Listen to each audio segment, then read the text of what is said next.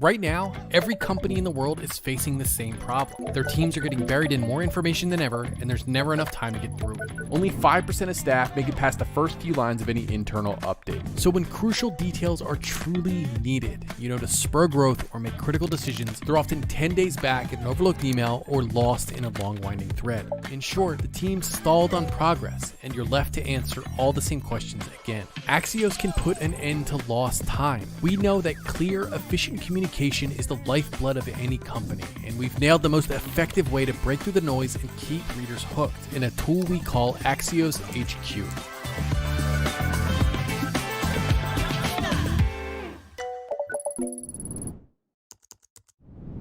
Thank you for joining us today. I'm Jim VandeHei. I am the CEO and one of the co-founders at Axios. We're excited to have a conversation about the war for attention, almost the communications crisis. Almost every one of us now is a communicator, and we're getting hit with more information than ever before when things around us are changing quicker than ever before. And that makes communications, whether it's internal, external, interpersonal, more important than it's ever been.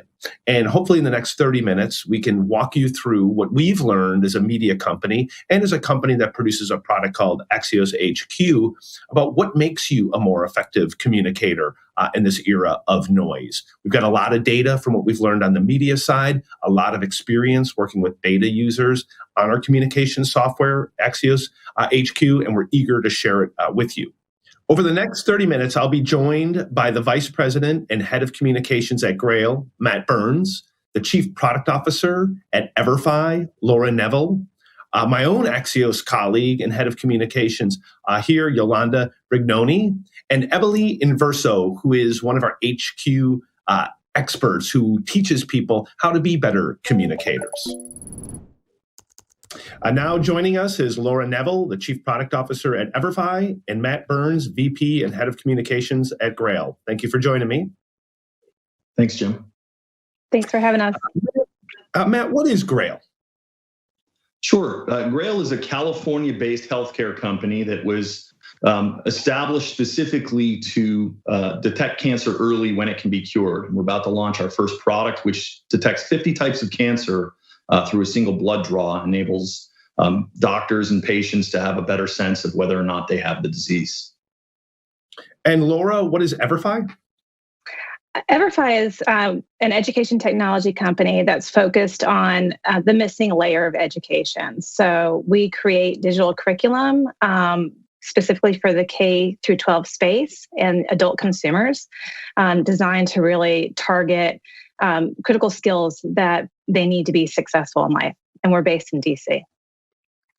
And the purpose of this conversation is sort of the communications crisis, right? That it's getting harder and harder to get people to pay attention to what matters externally, but also internally. We deal with this every day at Axios. Like one of the things I struggle with, even running a media company and running a company that thinks a lot about communications, is that every person is getting hit with more information than ever before. Mm-hmm. Our technology is making it so our companies move faster than ever before. Mm-hmm. And people are moving away from a central structure quicker than ever before. And so I find that every time you start to feel like you get it right, you got to change again. How does that affect you? Is communications becoming an even bigger challenge, or do you feel like you're starting to get your arms around it? You hit the nail on the head on so many different facets, Jim. It is incredibly challenging. I feel like when we are settling into a good groove on communications, we need to pivot and try something a little different, especially in this time of COVID when we've all been remote for the last 18 months. We've had to change the way that we communicate internally a couple times over. To really make sure that the message that we're delivering is actually being heard and resonating. So a couple of ways that we've done that, we've done it via email communication. So we've used the Axios HQ email template, which has been really helpful in engaging, especially when I'm communicating things like release notes internally, which may not be the most exciting and interesting content, but to have that visual design really does help capture the attention of our end readers. We also leverage tools, Slack channels, G Chat. We set up different channels, work-related channels, and then social channels. What we have found is that there's no lack of work communication, but our team is really, really eager for personal connection and for non-work-related communication. So we're trying a number of new tactics on that front as well. And Matt, you're trying to cure cancer while growing a very large company at a fast pace. Like, what are your biggest pain points, given that you're a company that's growing, you're a company that's trying to basically solve like a sort of an existential threat or topic for the country? Like, what are the biggest pain points? Yeah, I think the pain points from a communication standpoint, Jim, tend to be the same things that I've experienced, whether it was at a Fortune 5, where I spent part of my career, whether it was at another large non-publicly traded company, or whether it's at this startup, which is, and it's nice to have Laura here from lending the business perspective, because so frequently as the communicator, my role is really what I would describe as herding the cats, which is this notion of ad hoc communications. And everybody wants to send an ad hoc email. Well, the very definition, and I didn't take a lot of Latin, but the very definition of ad hoc is, quote, for this purpose. And so when you're a business leader and you're trying to do a lot of things on any given day, you reach out to the communications team and you say, hey, listen, I need to get this message out because, there may be a certain subset of employees who really need to know it in order to do their job more effectively and support the business. The challenge with that is it's not limited to one leader frequently. It's many leaders with many priorities. And so their thought in that moment is they need to communicate a piece of information. Their thought is not about what is the employee experience that we're creating with all of these little touch points of information. And that's why what we've done is I've kind of been on a war against ad hoc emails since arriving at this company, and it's been the same everywhere else. And the way we've been able to do that is we set a deadline on Thursday, and we indicate if you have pressing priorities that you want to communicate to employees, share those with us. And we're going to put it into a very compelling newsletter, courtesy of the Axios software, AxiosHQ. And that way the employees in 4 minutes can get all of the key updates that they need versus, passing over numerous emails that they may receive. And the proof is in the pudding. It's not just good for the employee experience, but the managers are getting a lot more eyeballs on that core communication that they want people to see. We're over the 2 months or so that we've been using the tool, have seen an average open rate anywhere between 85 and 92%. So the most important thing about communications is knowledge transfer and information transfer. And so that's really what we've been trying to do here, which is focus the communications, make sure that we're having the intended impact with our employees without overwhelming them. And I think that's the other big shift, right? Is that it used to be communications was a division within a company. And now we're all communicators. And like one of the things we're always trying to help people realize is like, you're probably not that good at it. Like most people aren't very good communicators at a time where you actually need to be a much better communicator. So in terms of like what works, like for both of you, starting with Laura, like what has worked? Like what are specific things that you've done in your job that have made you a better communicator company-wide? And then I'd put the same thing to you, Matt, since people are hungry for things, actionable things that they can do. So starting with you, Laura. So preparation's key. Whenever I've got an important message or an important piece of information that I need to convey to my team or the company at large, I really do try to spend some time preparing, making sure that I've got my talk track. At least I've thought through it and listened to my own voice in my head a couple times over to ensure that that I'm being clear and direct in the information that I'm trying to communicate. I think the other key thing is being personable and connecting with the employees. They don't want to just hear another talking head. They want to hear a peer, someone that they respect, that they know, that knows them and cares about what they have going on outside of work. And so I really do try to make that personal connection. I try to be very clear and direct and concise. There's nothing that will kill a message than a lot of text and verbosity. And so I really do try to be direct and to the point, especially if there is something that I need to make sure it resonates with my target audience. And then I'll ask for confirmation. I love that because it does. I think one thing I've noticed watching other people write is that we hide our insecurity in sort of a vomit of words, right? We just use all these words because we don't really want to sharpen our own thinking. And there's something about sitting behind the keyboard where people go from being themselves to going to be like this weird version of themselves where they talk in a deeper voice and they use SAT words. Like that's just not how humans communicate. Humans want like real communication. So I love that. Matt, like what are the things that you've learned? Like what are like a step or two, an actionable item people could take away? Yeah, I would emphasize a lot of what Laura said as well, which is really try to meet people where they are, speak in a very plain, normal tone to what you said, Jim. And I think the other thing is there's a degree of consistency in your channels that is required. It's one thing that to have a very thoughtful, meaningful message on a one-off, but to move people and to move ideas, you need to be able to do it consistently. So I think creating a level of predictability about where people can go to hear what they need to hear to do their jobs more effectively and feel more connected to the mission and engaged is half the battle. I think sometimes we tend to overthink it and overwhelm with maybe too many access points for that information. Whereas like at our company, we do a monthly roundtable. We do the Friday, what we call the rundown newsletter using the Axios technology. And then we have as a backstop an intranet, not because we think that's a destination, but rather it gives us a place to post information. And those are largely our core channels and where we get the majority of our engagement. So I think by having that discipline, it helps employees.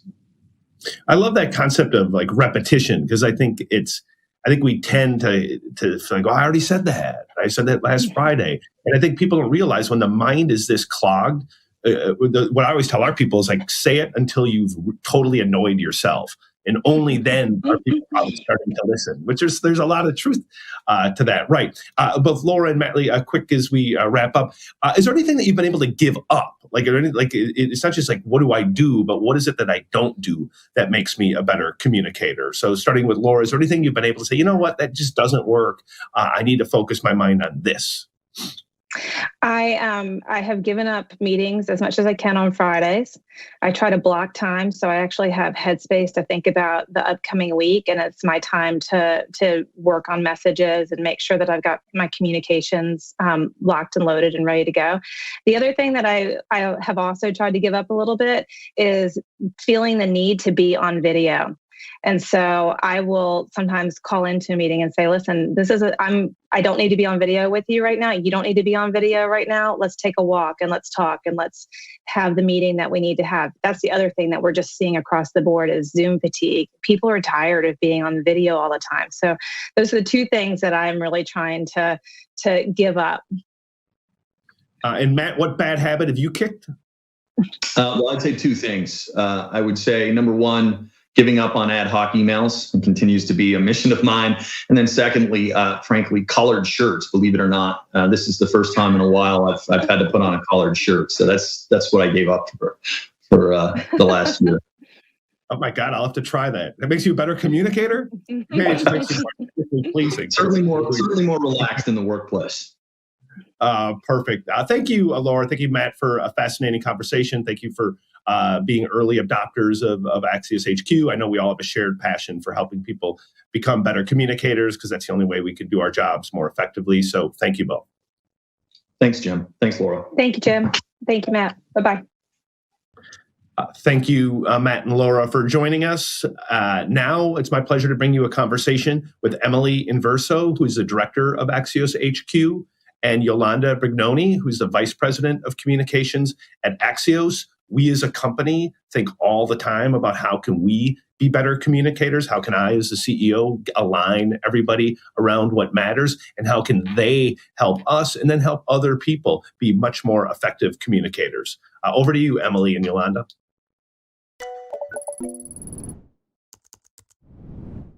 Thanks, Jim. I'm Emily, and Yolanda, thanks so much for being here with me today. I think a lot of what we just heard in that last session were, some of the ways that communicators have had to pretty quickly adapt the way that they communicate throughout the pandemic, and how I think more than ever, everybody's a communicator, whether it's in your title or not. Yolanda, you are our executive communicator here, and you've been doing this for years, at different organizations, even before Axios. I would love to hear from your perspective a little bit, has this impacted your work and the work that you and your teams do? I have to tell you, I found myself continuously nodding through the previous segment with Jim, Matt, and Laura. Although we are all at different companies, we all face similar challenges. And that is, how can we communicate our message, our brand, our purpose effectively so that our key audience understands it and buys into it? And how can we do all of that and still speak with one voice? And while a lot of that work does fall on the communications team, it's not just the communications team's responsibility. If there is one silver lining of the pandemic, if you want to say it, it is the realization that clear, crisp communications is not just one team's job. It really is everyone's job. Everyone from the HR professional who now has to communicate all the various pieces of COVID-related policies and reopening policies and all of that in a clear and concise way, to the IT person who might have to, instead of taking something and taking it to its office and fixing it himself, has to walk somebody else through a major IT problem, to a boss who now has their folks all over the country and then they're trying to manage a team. Axios is no different. The pandemic has really made communications have to work harder. We can't really rely on those hallway conversations and those other sort of shortcuts that we often do. Instead, we really have to make our words stand for themselves. And more often than not, they have to really be very strong. And that has made communications that much more vital. And that's why I really loved what Matt said earlier about how he always tries to consider the end user in his communications, because that's so important. As a communicator, you really want to make it a no-brainer for someone to come to you for what they need. And if you don't provide that, or if it's confusing, or if it's unclear, or they don't, they're coming to you and they're not getting exactly what they think they should have gotten or how they should have gotten it, they're going to find someone else who will. And I think that's the biggest piece of it, right? Or the heart of it to me. We've always needed clarity. We know that our colleagues, our clients, our stakeholders do too. But really realizing that, especially in this hybrid model where people are all over the place and we almost have to over communicate to ensure that clarity, that I think is what we've seen be amplified over the last year. That, whether you're a startup of 10 people or an executive at a Fortune 5, everybody is so bogged down with the volume of what is coming at them that they literally can't get through it all. Even if it's information that they need, if it's something that they want, it comes down to a numbers game. The average person is checking email every 6 minutes. The heaviest user, it's over 400 times a day. And that creates this kind of residue in our workflow that, you don't have time to absorb what's in front of you. You don't have time to address it in the moment and then make a clean break and move on to the next thing. Instead, you either, you miss the message entirely because it's in a thread that's never ending, or, you see it and you say, I'll come back to that later if I have more time. And a lot of time there isn't time. So trickle that down. And what we're seeing across the board, especially, with partners we're working with, over 70% of employees are saying, we don't read, we don't engage with what our companies send us, emails, content, anything. And that's a problem, right? It just makes me think, something that Jim said earlier, how everybody is a communicator, whether it's in our title, whether it isn't. And we have to figure out a way, not to just pile on in this avalanche of information, but to break through it and really, really do that well. When communications united, it can enhance productivity because everyone's rowing in the right direction. Without it, people are just going to go someplace where they can find that information they need quickly. That shift, getting everybody rowing in the same direction, like you're saying, it's not going to happen overnight. It's not the easiest thing, at least on the onset. It takes a little bit of, alignment and practice. I think that's one of the things we've seen teams really love about HQ. It helps kind of keep them accountable to some of those best practices. But I think, even at Axios, this smart brevity format, how we communicate even internally, our department updates look like this. Our board updates do too. There are a few things that I think we've tried to stay really diligent to that have helped us move forward together. There's lots of them, but let's talk about 3 really quickly. The first, I think, making anything that we try to share a little bit more engaging. So long-term engagement, high opens, it comes from trust. That, whatever you're putting in front of that reader, if it's a colleague, if it's a client, it's going to be interesting, it's going to be useful, and it's going to be respectful of their time, like Yolanda was talking about.